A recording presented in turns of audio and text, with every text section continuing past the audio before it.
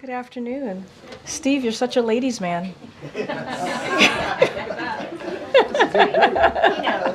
That's great. Okay, it's good to see everybody. Welcome back. I have a couple things at the top. I know it's been a while since we've done this, so please bear with me. So I want to begin by discussing the devastation caused by Hurricane Beryl, which President Biden just addressed directly. This already deadly storm was upgraded to a Category 5 storm as it heads towards Jamaica. The president has been briefed on Hurricane Beryl, and our administration is in close touch with territory and local officials. USAID and FEMA has resources and supplies pre-staged in the region with staff and partners ready to assist. We urge residents to stay vigilant and heed the warnings of local officials. You heard that from the president as well.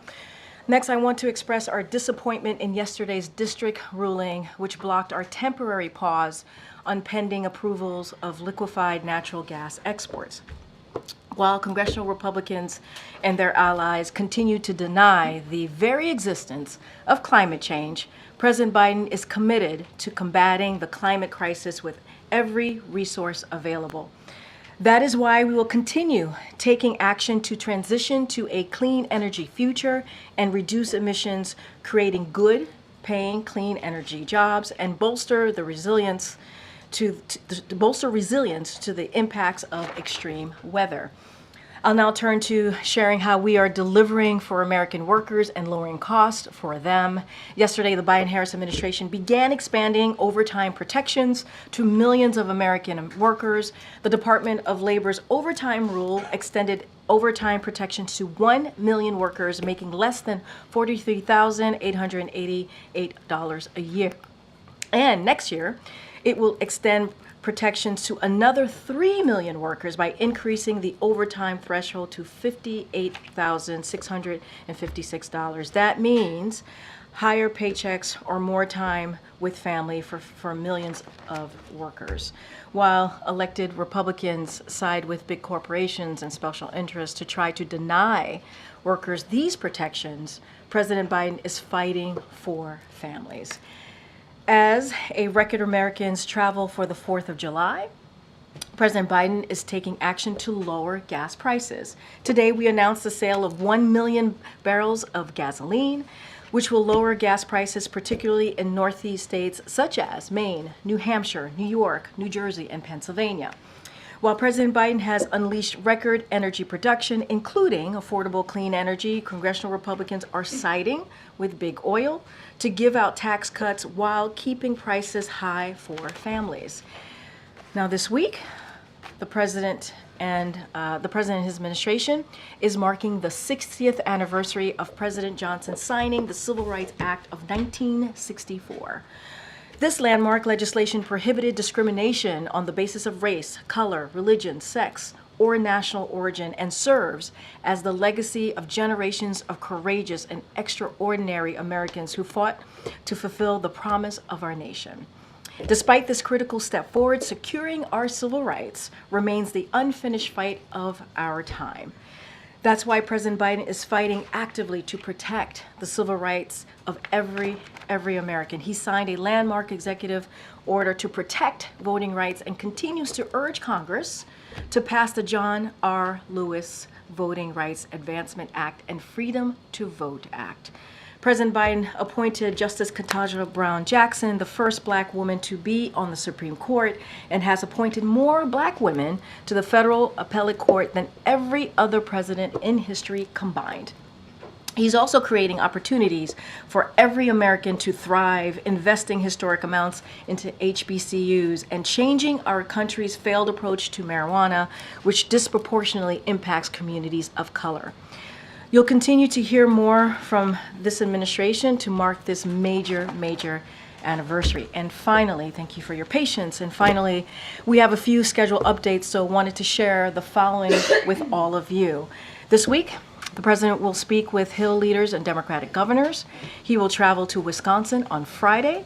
He will conduct a sit-down interview with George Stephanopoulos from ABC News while on the campaign trail. He will travel to Philadelphia on Sunday.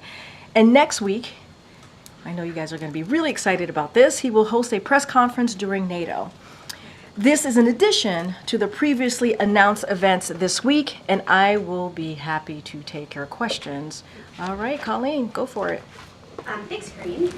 So there are growing calls from Democrats, including members of Congress, for the president to step aside for the 2024 election because he's not capable of serving another 4 years.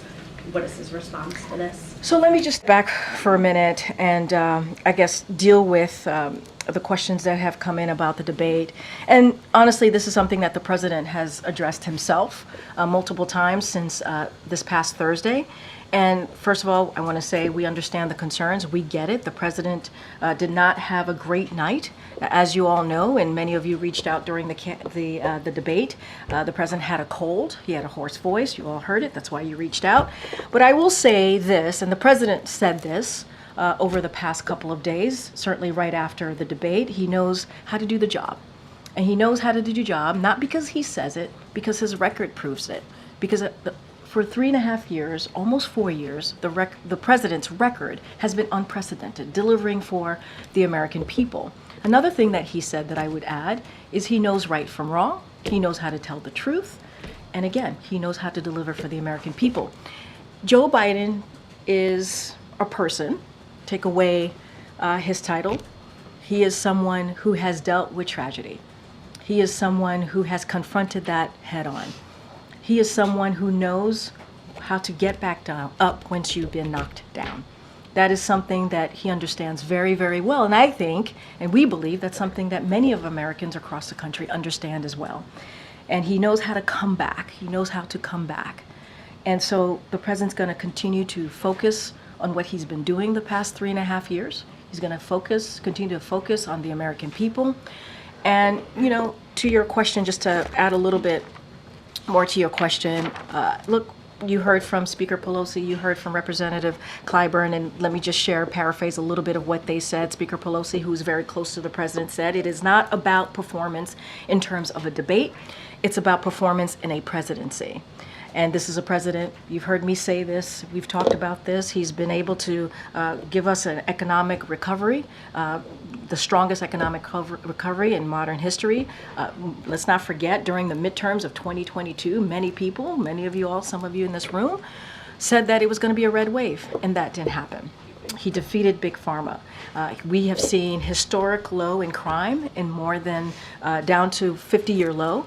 And then you had Representative Clyburn, who said the president has done a great job leading for the last 3.5 years. The best predictor of future behavior is past performance. This is from Clyburn.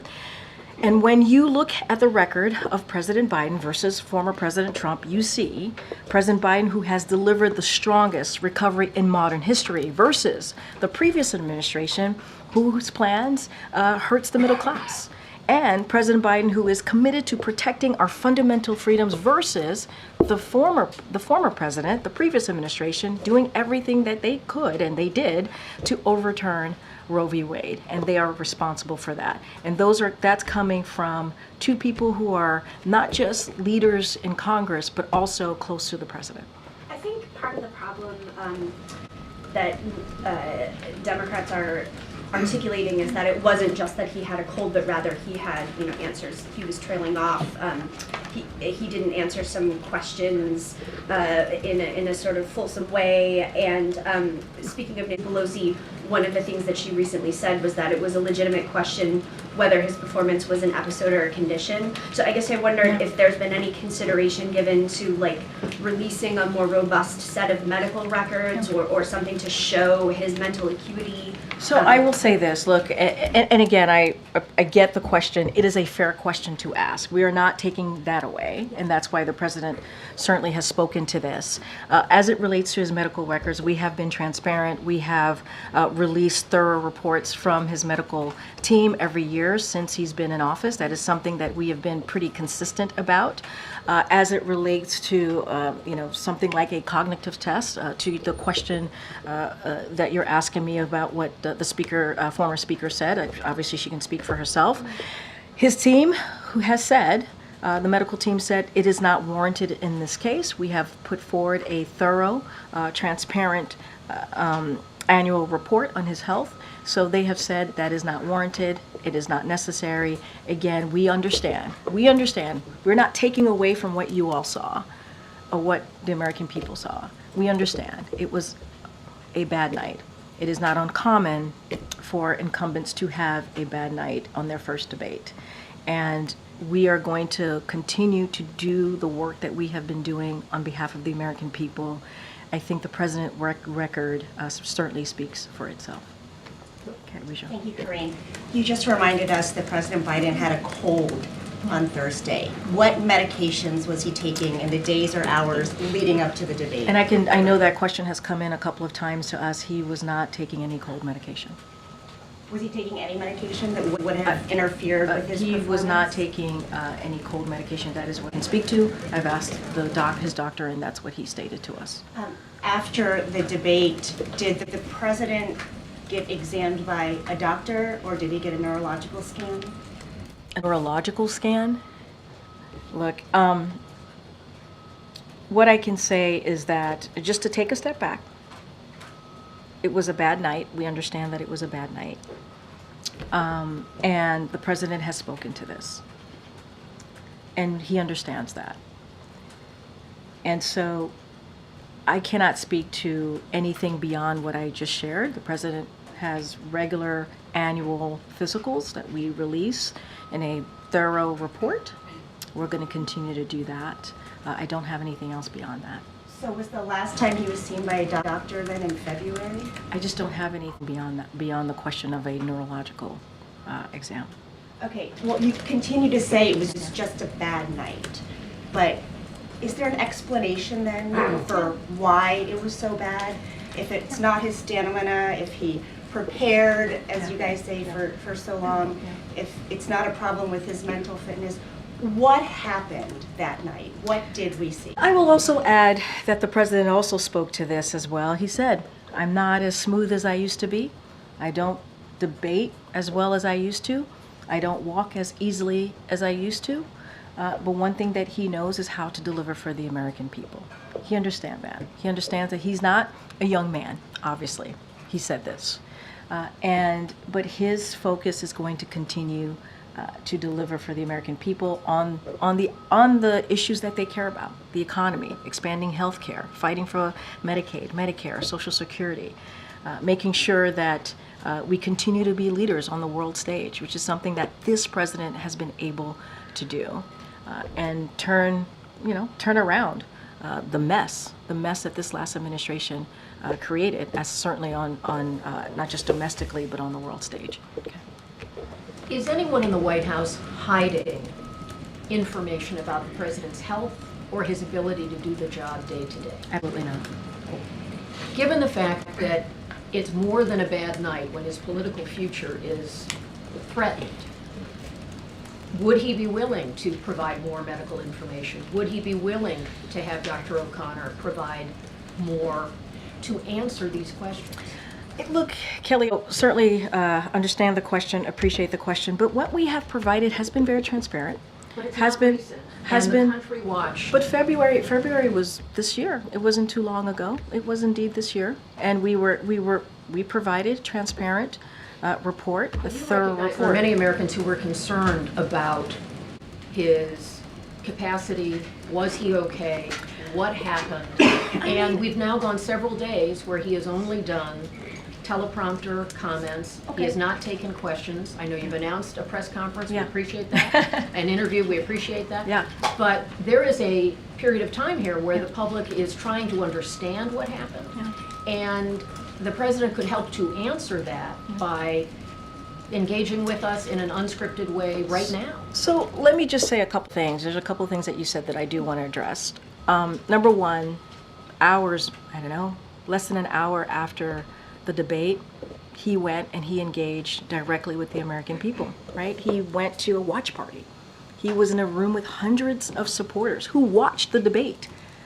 And when he walked in, they cheered him on. And he did a photo line with them for some time. Some of your colleagues had an opportunity to speak to these supporters. He did that. And that was something that he was able to do right after. And then we stopped at a Waffle House, as some of you all know, and spoke to a packed restaurant.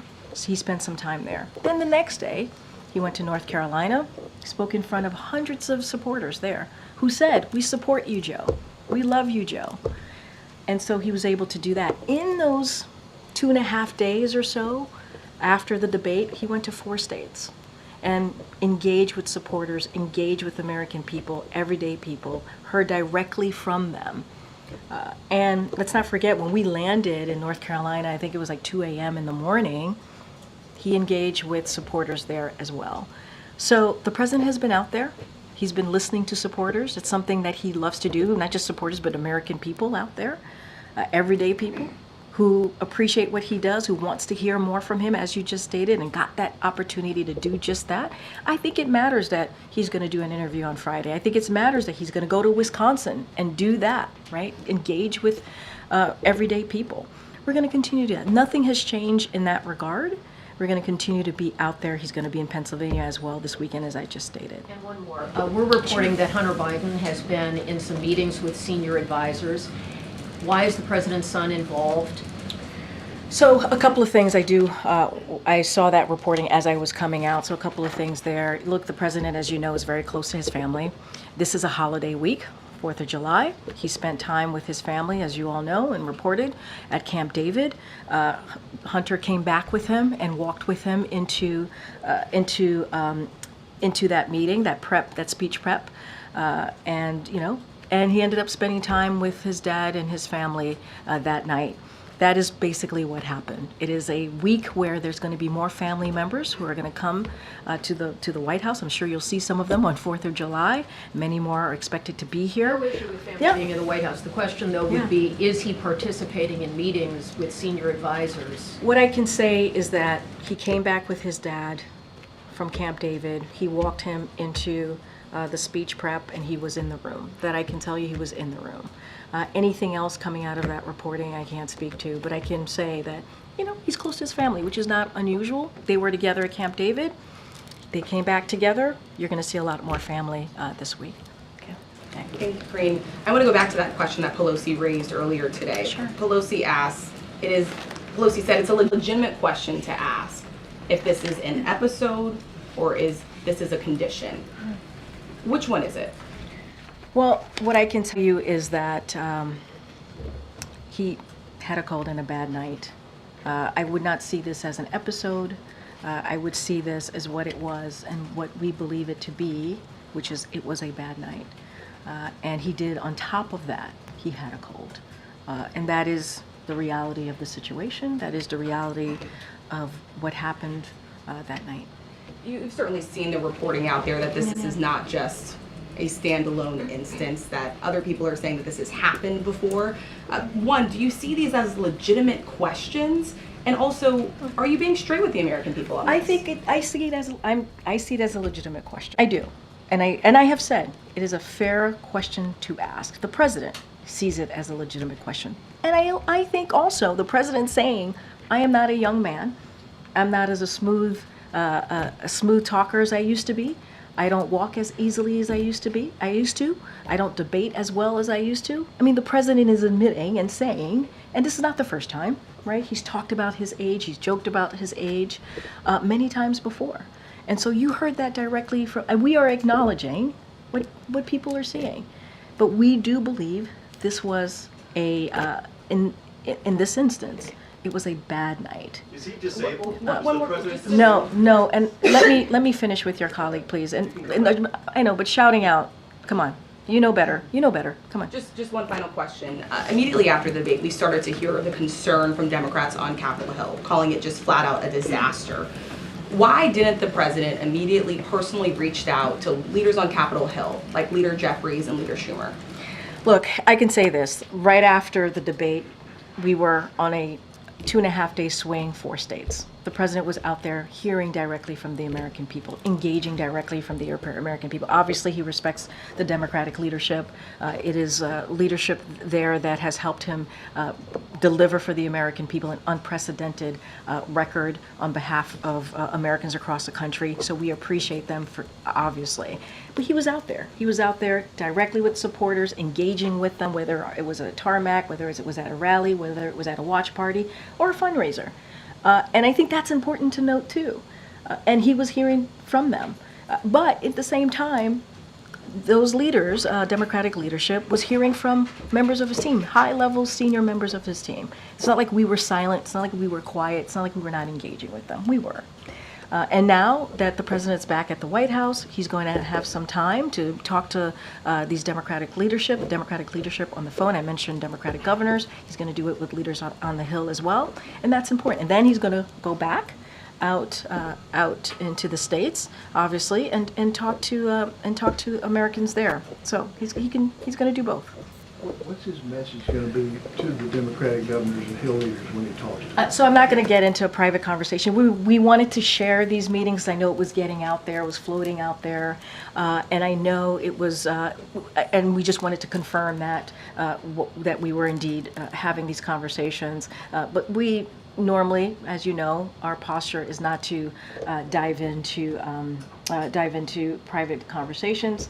He'll have these conversations. I think they'll be important. They'll hear from him. He'll hear from them. But I also want to note that there is a regular engagement with whether it's Intergovernmental Affairs or the Office of Legislative Affairs, regular engagement from my colleagues here with governors, with mayors, and also obviously with congressional leaders. That is something that is a regular engagement. Obviously, the president himself will engage with them this week. Kareem, does he still have a cold? He seemed to be clearing his throat a bit. He still has a at the cold. last event. Yes, Okay. I asked him. He still has a cold. Okay, thank you. Yeah. Okay. Thanks, Corinne. You've said a couple of times now that the White House has provided thorough medical records for the president. The White House released a 6-page summary back in February. I don't think that was a full accounting necessarily.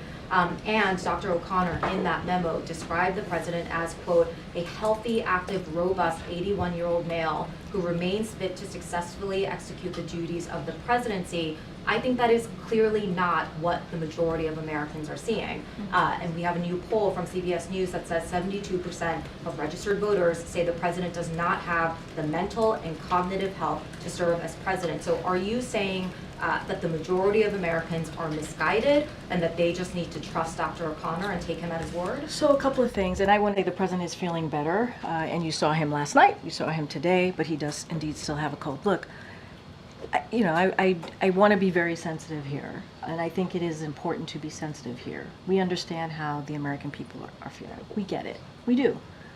And I do not want to take away from that. I'm not going to speak. I know that there was, you all did a poll, CNN did a poll. I'm not going to speak to every poll. I'm just not going to do that. And also, I'm constraints in doing that as we're heading into an election in November, as you know. What I will say is majority of Americans also support the work that the president has doing in a sense of his agenda and what he stands for, what he's been fighting for, whether it's reproductive rights, whether it's an economy that works for all. And that is something that the president is going to continue to do. And this is why we have said, and I have said this multiple times from here, is that's why the president acknowledges. We get it. We get what Americans are feeling. That's why he's acknowledging. He's not a young man. That's why he's acknowledging. He's a little slower than he used to be in walking and not as smooth as speaking. We get that.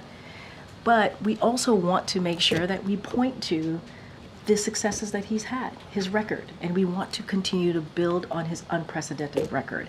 And I'm not going to discount what the American people see or feel.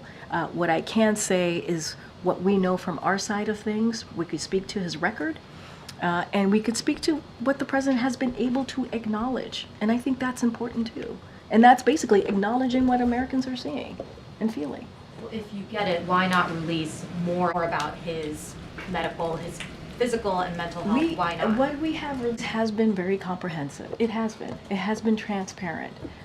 And if you compare it, right, it has. We have put that out there. And, and we'll continue to do so, put that information out there. And MJ, I want to be very clear. I get the question that you're asking me, but this is also a president who has had a historic administration. He has, in delivering on legislation, key policies. That is because with age comes wisdom and comes experience. And I think that matters as well. Did Dr. O'Connor watch the debate? I believe Dr. O'Connor traveled with us to the debate, so. Did he have any concerns after seeing the No, president's not at debate all. performance? Not I at have all. one more question actually for you. Sure.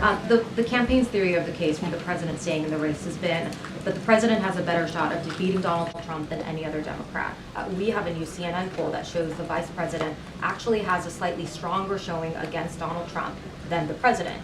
So how does the president explain not passing the baton to his own 59-year-old vice president given that kind of data? So look, as you know, I'm constrained to speaking directly to your poll, and I get it, and I hear the question. I got to be mindful. That is something for the campaign, as you started saying, what the campaign has laid out, their argument of the case. That is something for them to take up, and that is something for them to answer. What I can speak to is the president's record, what I can speak to, what he's been able to accomplish, and the things that he's been able to do and get done is actually in line with majority of Americans, and I think that's important too, to note.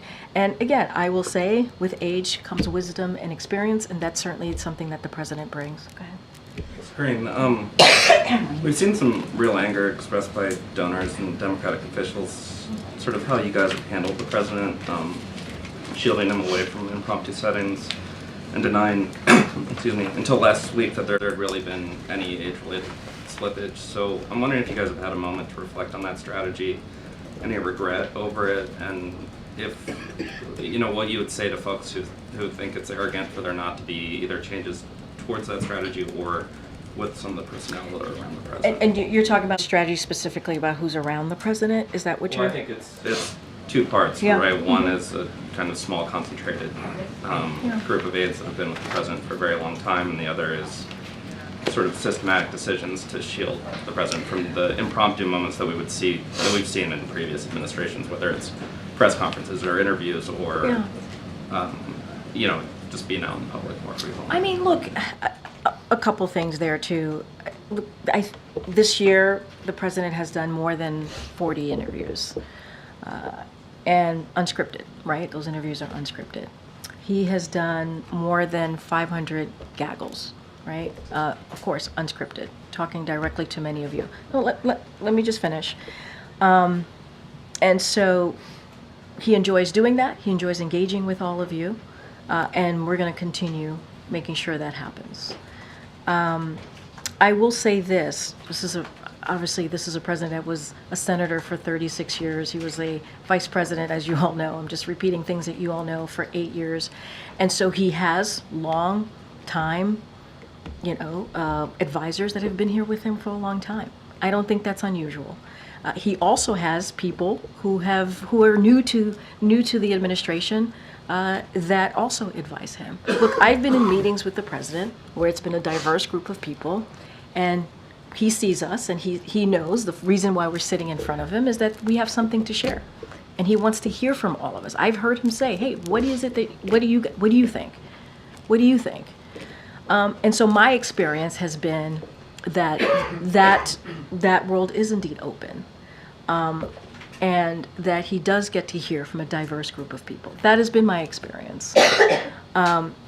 But it is not unusual for someone who has been around for that long of time to have a group of people that's been around him for a minute, right? And I think that makes sense. There's nothing about that is nonsensical. That actually makes sense. And we're going to continue to get him out in front of all of you to take your questions at a steady drumbeat. You mentioned NATO, and I have Yeah. two questions. One's Sure. just a logistical one, which is you mentioned the press conference. Yeah. Is that going to be kind of the real big boy press conference that we're used to? Did you say or big boy press conference? like one of these 2-and-2s that might be a little more limited. So I believe, and I know you guys are hold me to it.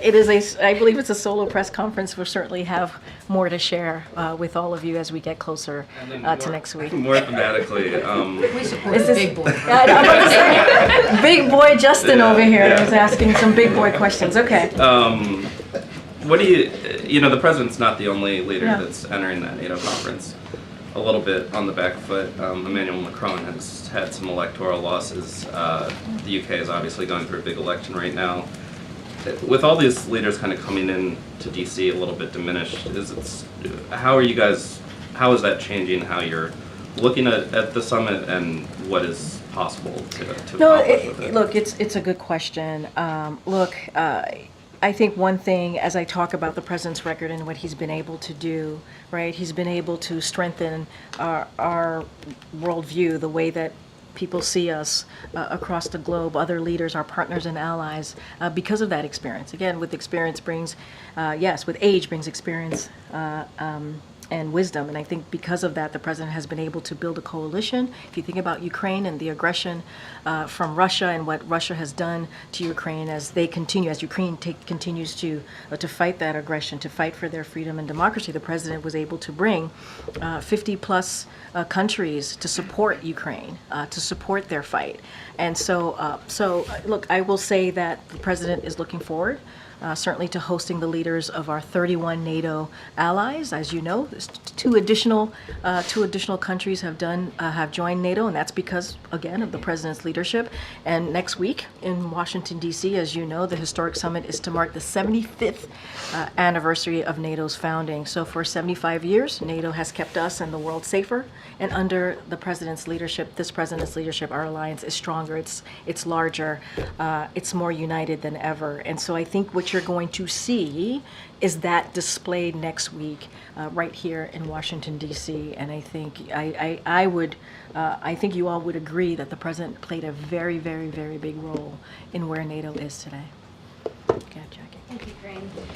The administration strongly criticized the media for clips showing the president appearing to be confused, freezing at times, and you called it cheap fakes, misinformation, disinformation. In one case, even implied that it was the product of artificial intelligence, calling it deep fakes. Do you have any regret over using that language? Not at all. Not at all. And let me be clear, it was a certain part of the media. And, I mean, you can speak to this better than I can, a certain part of the media which was doing this. And look, independent mainstream fact checkers in the press and misinformation experts have been calling out cheap fakes. And at the end of the day, they're fakes. That's what they were, targeting the president. They had said, the reporters and these misinformation experts said that this president was being targeted. And what we did was echo them. That's what we did. And look, we'll certainly continue to call that out. And the cheap fakes didn't come from me. I didn't coin that. That didn't come from this White House or this podium. That came from the media. They called it cheap fakes. And they said this president, President Biden, was being targeted on misinformation. It was purposefully being done to this president.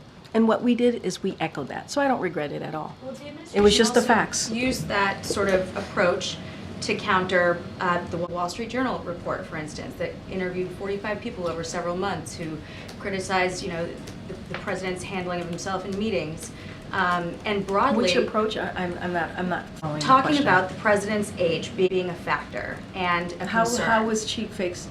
I don't The understand approach where from the cheap White House fakes to was- criticize was the related. reporting, to basically cast the reporting as not true. And broadly, this has been, the reason I ask is like the administration's response to our questions often seems to be, don't believe your lying eyes, the border's secure, Afghanistan withdrawal was a success, inflation's transitory. So is that going to change? I mean, you just laid out, Jackie, you just got a bunch of things, so just give me a second here. First of all, I think this is a give and take, right? Even in this briefing room, we go back and forth. I go back and forth with you, with your colleagues, with everyone here. And I think we have a right to say if something we don't think is true or something we think we want to push back on. That is a right for us to do, just like you have a right to push me and say, actually, our sources or our reporting say this. I think it's a give and take. This is what makes what we do in this room almost every day. This is an exercise of democracy. This is an exercise of freedom of the press. That's what we're doing here. And I think if there's some reporting that we don't believe to be true, I think it's okay if we go back and forth and say, actually, we don't think that reporting is true. right? And so I don't see anything wrong with that. That is what this is. That is what this is. This is what we actually do on a daily basis. This is how we lead the world, on making sure that journalism exists and you all have the right to do your jobs. But, we also have our right as the press office here in the administration, if we don't believe something is true or we want to share our side of things, that we do so. Look, on the other things that you just listed, I've talked about this president's record a lot, often here, in this just however minutes I've been at this podium. And look, when it comes to the economy, the data shows it. When it comes to healthcare, the data shows it. Afghanistan, obviously, it is an important conversation to have, and that is something that the president wanted to do and end a war, and a forever war. He wanted to make sure that we stop putting our young women and men in harm's way. And that is a difficult decision to make. It is not an easy decision to make. But he's the president and commander-in-chief, and he wanted to make sure that we got our armed troops out of harm's way. And so I honor and respect our back and forth, and it is always an honor and privilege for me to do this job, and I will continue to do that. Go ahead. Thank you, Greg. No, Michael. Okay. Oh, Mike, go ahead, Michael. okay. That's it. I'll get you. I have two big boy questions. Medium, I don't know, whatever. First, does the president intend to spend most of his days in July on vacation in Rehoboth and Wilmington? We certainly will have more to share on what his schedule is going to look like for the rest of the month. I don't have anything to share at this time. I can assure you the president will be out and about talking directly to the American people. I just laid out the next couple of days. I don't have anything to share beyond beyond beyond NATO, right? As you know, there's going to be the NATO summit next week, so don't have anything to share beyond that. But the president will be out there talking directly to the American people. I have to be mindful. Obviously, we're in campaign season. The campaign could speak more to what his schedule is going to look like specifically. Okay.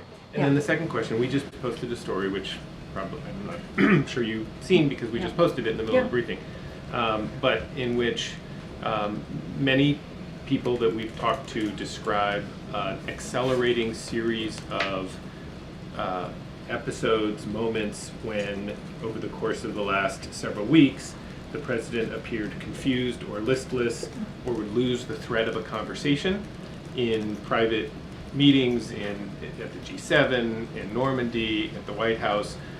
Not all the time, not saying that that's the way he is all the time and that there's clearly moments people say that he's forceful and with it and all of that. But these people suggest that that what happened, what Americans saw at the debate, has a precursor. What do you say to that? So I want to be mindful. Inspector reporting, I have not read it. I have not seen it, so it's hard for me to respond to it directly. But what I can speak to more broadly is that I have engagement with the president pretty regularly. What I see is a strong, resolute president who's always willing and able to work on behalf of the American people. I do not know who these folks are that you speak of, so it's hard for me to talk about that and to speak to that. I can just speak to my experience and go back again on the president's record and what he's been able to deliver on behalf of the American people. So I do want to be mindful. I guess just one follow-up. Sure. Is 50 million plus Americans saw the debate last Thursday. They get a very different story from you. You just described a very different sounding president. Obviously, other administration officials describe him very differently than what people saw.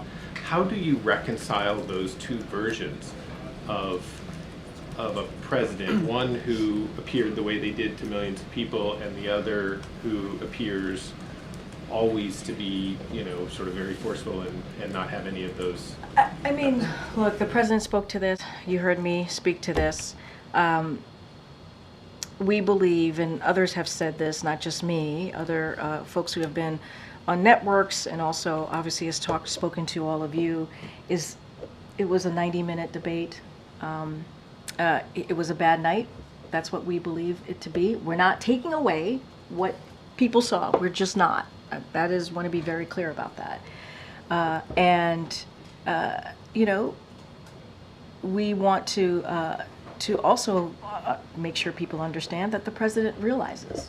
You know, I keep saying this over and over again. He said he's not as young as he used to be, and he has addressed this over and over and over again. But you saw him last night, right? You saw him last night. You saw him at the rally. You saw him at the watch parties. There's been many instances. State of the Union. You saw him take on Republicans by himself.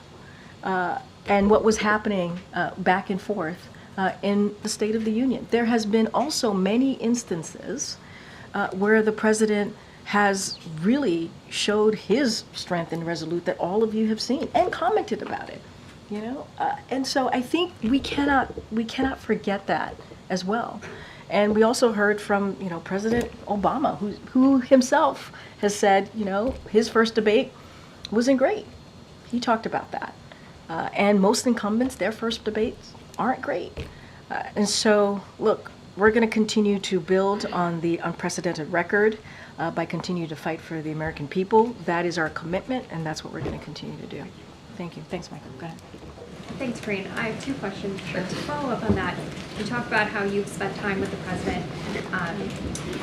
You know, when you're looking at the time you spent with him, have you ever seen the president have a bad night like we saw on the debate stage during your time here at the White House? No. So were you surprised by what you saw on the debate stage? I mean, look, I know that he had a cold. Many of you were reaching out to us, to my team and myself directly. You heard the hoarse voice. We were able to confirm he had a cold. He was under the weather, obviously.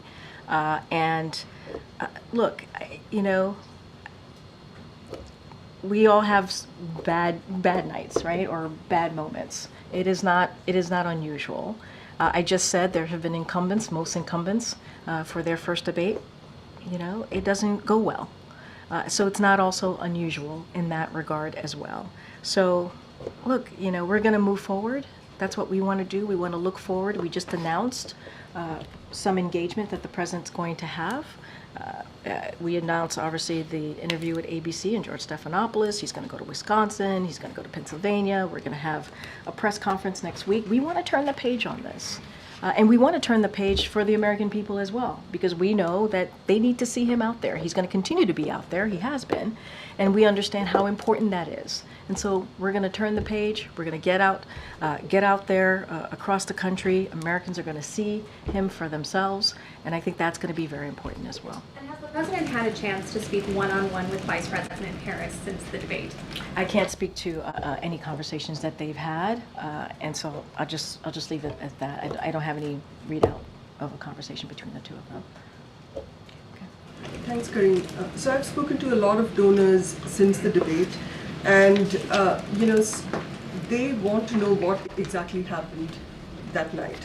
So just to follow up on MJ's question, I know you said he hadn't taken any cold medication. Was there any other medication he had taken? That's what many of them are asking. No, I understand. I was asked about the cold medicine. I asked about the cold medicine. He was not taking any cold medicine, and I don't have anything beyond that. I don't have anything beyond that to share. And look, I've answered this question multiple times at this point. I don't have anything else to add beyond what I have shared with your colleagues here in the room. We really, truly want to turn the page on this. We really want to be able to get out there and, you know, speak directly to the American people, you know, speak directly to you all, the president will. And I think that's important too. Look, and not forget what this president has been able to do the last 3.5 years. How he's been able to deliver. And there is a stark contrast in what this president has done and what Republicans in Congress are doing, right? He's trying to protect our rights as president. He's trying to protect our freedoms. He's trying to protect really important programs that matter to the American people. He wants to protect women's rights, Roe v. Wade. He wants to continue to build an economy that works for all. That's what we're going to focus on. And that's what Americans are going to hear, continue to hear from this president. Anything else, I think I've litigated this a lot already in this briefing room. I just don't have anything else to add. Go ahead, Andrew. Thank you, Corinne. Two questions. Sure. You have repeatedly referred to the president's outing after the debate at the watch party, his remarks the next day in North Carolina, his appearances at fundraisers, his appearances this morning at the DC Emergency Operations Center. All of those appearances were scripted events where he spoke Not all. from a most spoke from I a know, teleprompter. but you said all, but not all. Okay, well, Let's just if you're be- correcting me, let's they're most. They're scripted, spoken from a teleprompter. How are Americans supposed to get the sense that the president is fully engaged and capable and thinking off the cuff when he's reading from prepared remarks so often? And why can't he just come down here? The briefing room's 30 seconds away. Why can't he come down here and assure us and the American people that he's okay? And I have a follow-up. Okay. First of all, it wasn't all. It was, you know, when he was speaking in front of the audience, but it wasn't all. When you think about the tarmac, when you think about engaging at the Waffle House, when you think about engaging at the watch party and doing a very long rope line, and when he was at the tarmac, it was in the middle of the night, literally 2:00 at night. We all wanted to go to bed, but the president was certainly very focused and zeroed in on the American people who were out there, cheering him on and wanting to see him and take selfies and get a hug from this president. That's what you saw. And I don't know if you missed this, but I also shared that he has done more than 40 interviews this year alone, and we're going to continue that. He's going to do an interview with ABC, George Stephanopoulos, this week. Those were unscripted. He's done more than 500 gaggles. Those are unscripted, and we want to continue to do that. We do. We want to continue to do that. There's going to be a press conference next week, a NATO big boy press conference, as Justin has reminded us, next week. And so that's going to be important as well. And I have a follow-up. Sure. One of my colleagues behind me shouted a similar question to what I'm going to be asking you, but I think given what happened on Thursday, given the reporting in the New York Times and other outlets about the president's more frequent lapses, losing his train of thought, all of us saw what happened on Thursday where he simply could not form coherent answers to many or some, if you will, of the questions, and appeared to lapse into nonsensical answers at the end. We beat Medicare, for instance. I'm going to ask something delicate, and you may not like it. The president may not like to hear it if he's watching, but I think the American people need to get a yes or no answer on this.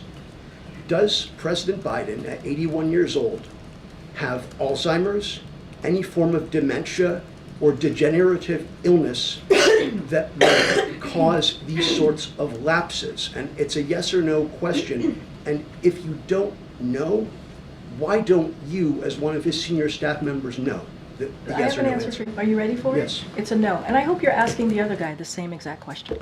Okay. Go ahead. The statement that Congressman Doggett put out. Yeah. Does the president feel like members, the Democratic congressmen, should be able to speak their minds on this, or does he think, calling for him to withdraw is hurting the party writ large? I mean, look, that's something about the Democratic Party that we really respect. It is a big tent party. Many people are going to have their opinions.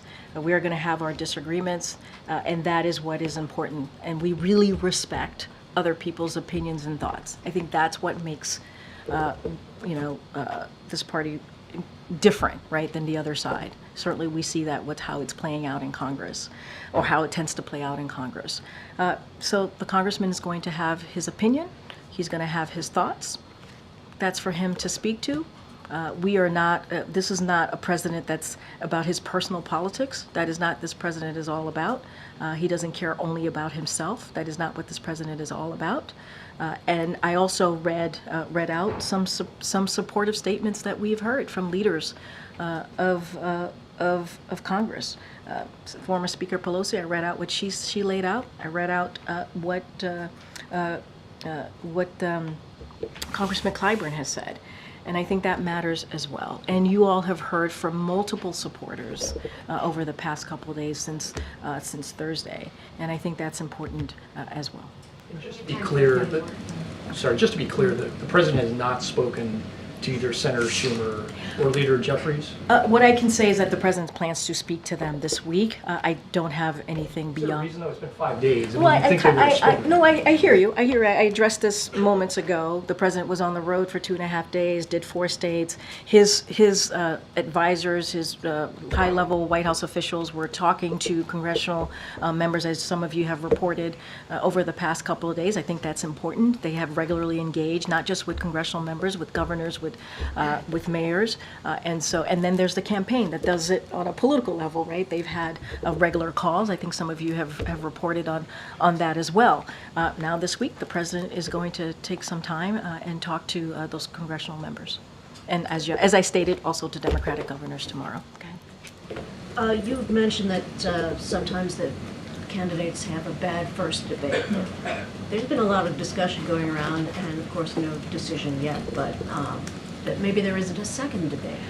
So I want to be super careful. That's something for the campaign to respond to, but I do believe they did respond to this, and I do believe they have responded to this, and they said that there's going to be another debate, but that's something for them to speak to. And I will just quote what President Obama stressed, right? Bad debate nights happen. Trust me, I know. And then he praised President Biden's leadership and his agenda of fighting for the middle class, our freedoms, and the rule of law. And you heard the president speak to the rule of law just last night.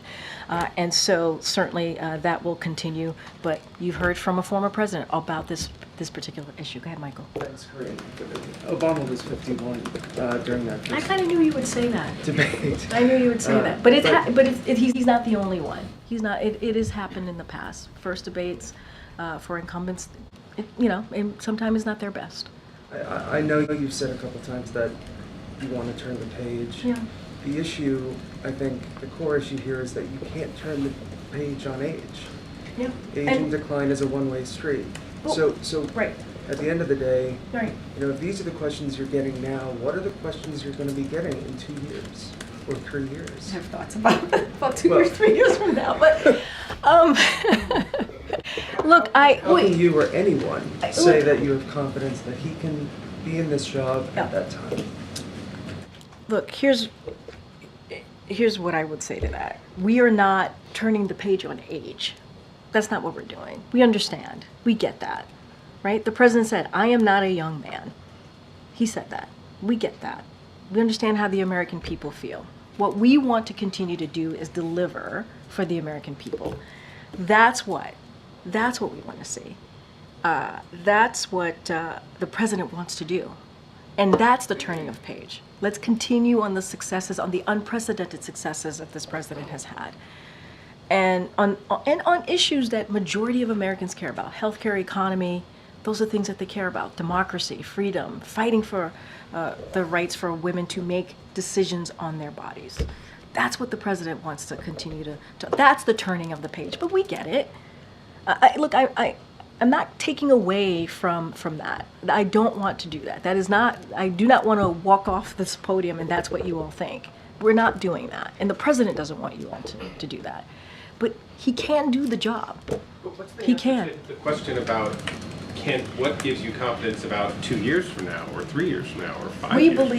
We believe that this is a president that is able to continue to deliver and build on the unprecedented success that he's been able to do. That's what we believe. We believe, and he believes it.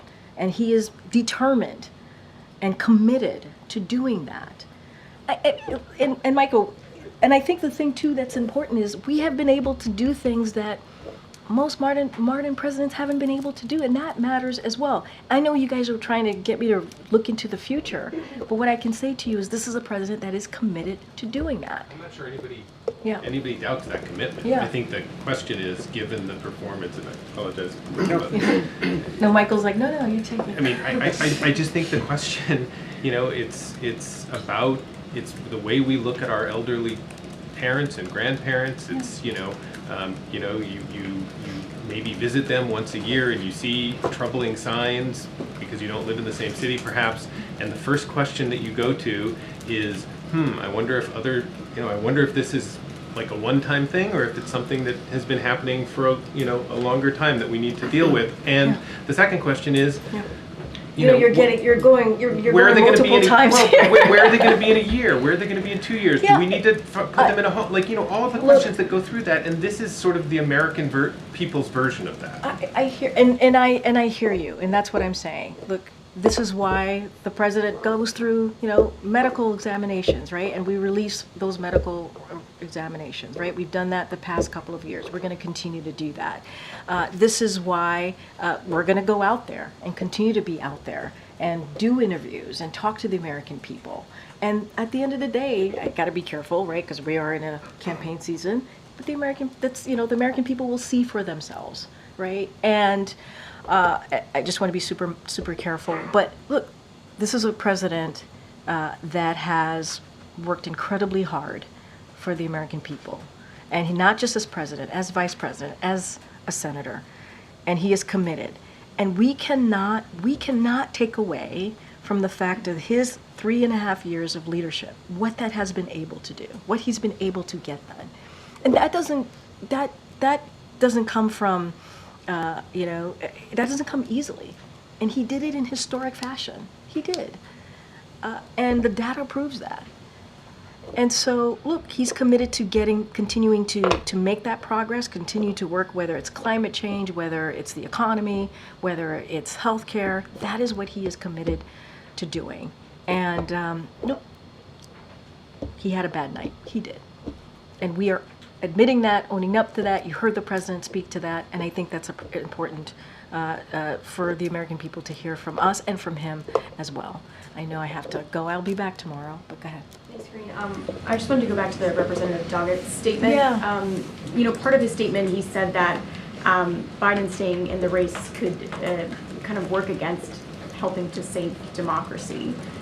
So I know you said it was a big tent party, people have their opinions, but how do you corral Democrats when there are members of the party who believe that about the president staying in the race? And do you have a response to that specifically? Yeah, look, this is a president. He jumped into this election. This I can talk about, obviously, in 2020, and I remind you all that he beat the other guy in 2020. He won in 2020. That's why he's president. But he jumped in because of democracy, right? He jumped in because of what was happening, because he believed he needed to do everything that he can to protect our democracy and now protect our freedoms because of what happened with Roe v. Wade.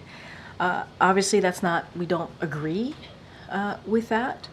What we believe is that this is a president that has had, that is going to continue to fight for democracy, and that's going to continue to focus on making sure that, you know, we get Roe v. Wade into law, right? Make sure that IVF is not taken away from families. Make sure that contraception is not taken away from families.